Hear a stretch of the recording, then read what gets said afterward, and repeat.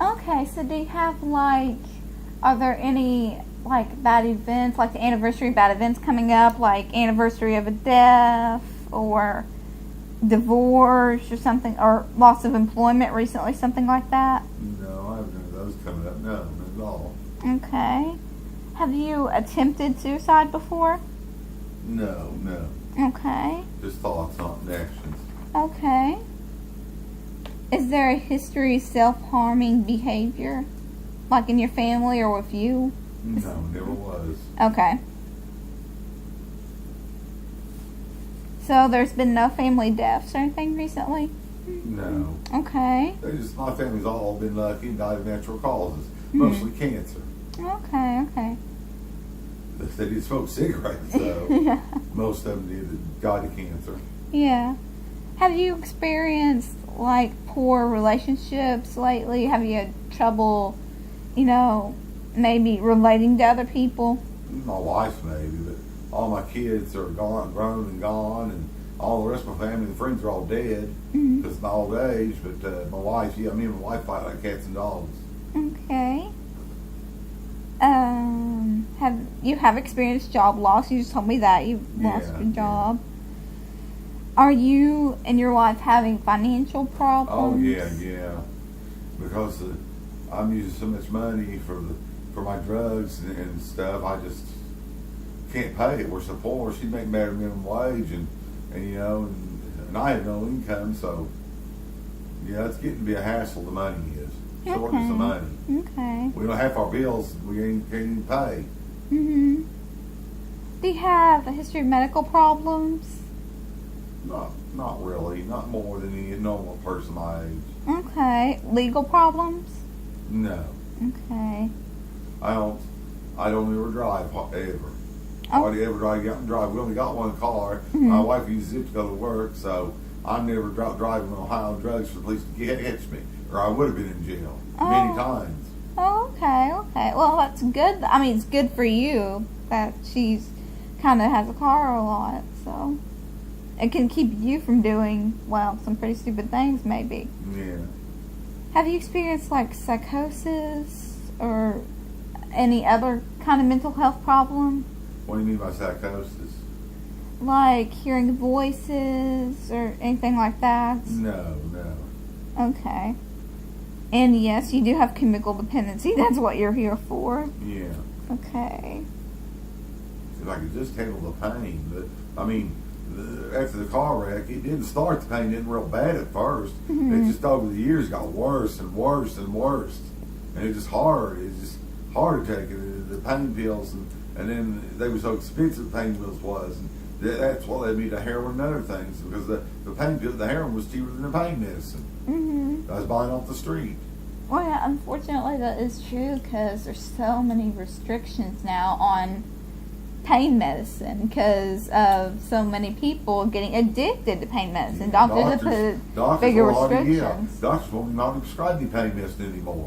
I have to get out on the street. Yeah, they're afraid of what will happen if they do prescribe pain medicine to people because of, problems with becoming dependent on them. They're afraid to do that hardly anymore.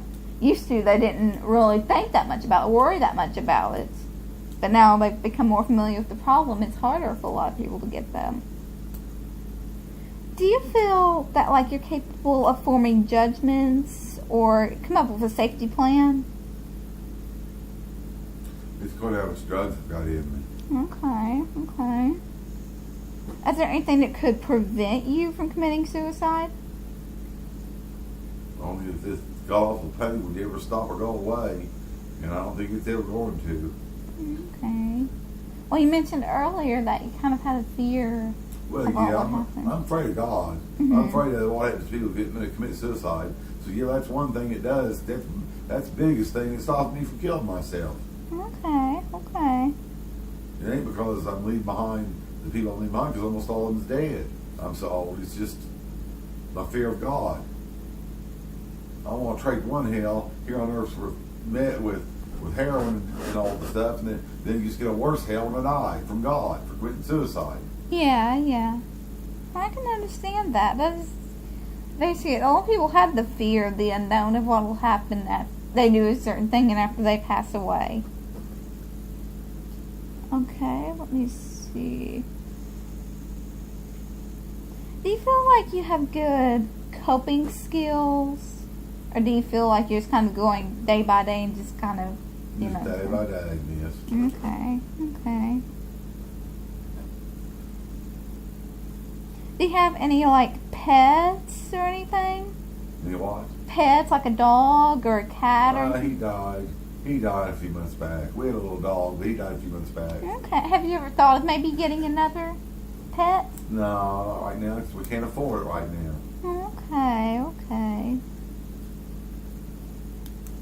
Let me see.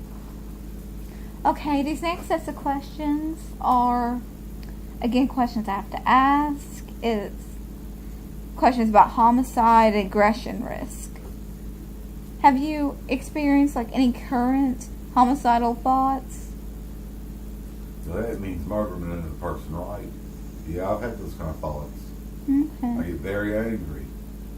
I'm very angry at the car driver that hit me, because if they hadn't been talking on the cell phone, they wouldn't have hit me. I wouldn't be in this kind of pain.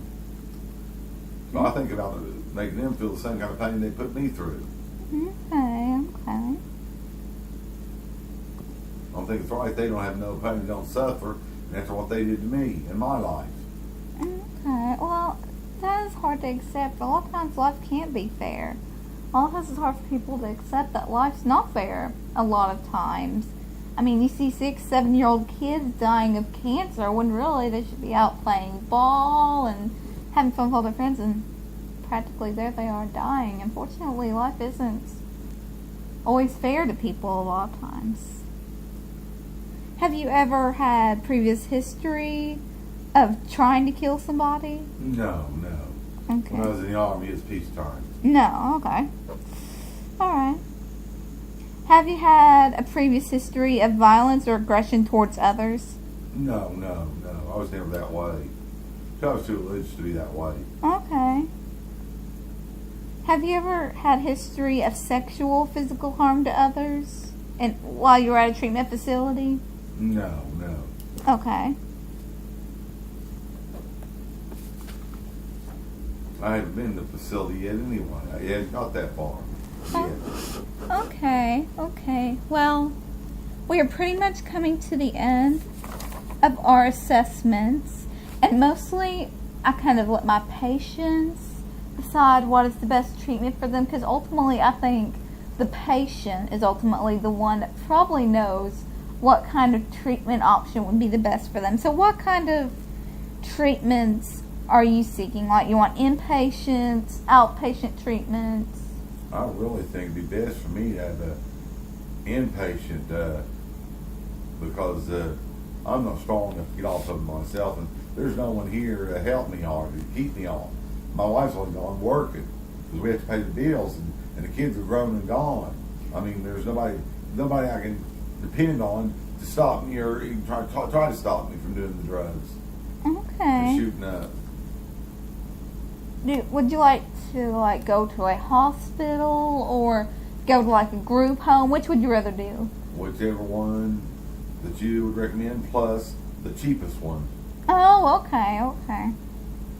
Well, group homes, a lot of people prefer the hospitals because they're more private, but the group homes are a lot less expensive than going into hospital treatments. Because a lot of them are free to people if they will come and admit that they have a problem. Well, that's probably what I need. Okay. I can write down some names and stuff for you. Would you like that? Yeah. Okay.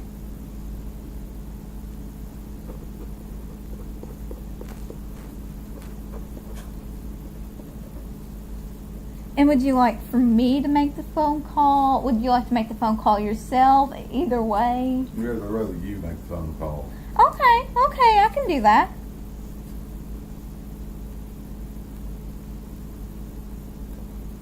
And again, I would like to thank you so much for choosing to meet with me today, because a lot of people wouldn't normally come here. A lot of people don't come to me for help until it's too late, till they've done something really, really bad and gotten themselves into a lot of trouble. I've been lucky so far. Yeah. But I just want to thank you so much for just choosing to meet with me today, because that shows that you're willing to get help and that you know that you have a problem, and recognizing that you have a problem is really the first step in getting help for that problem. And I just want to thank you for doing that, and just best of luck trying to beat your drug habits. Okay, thank you. Thank you.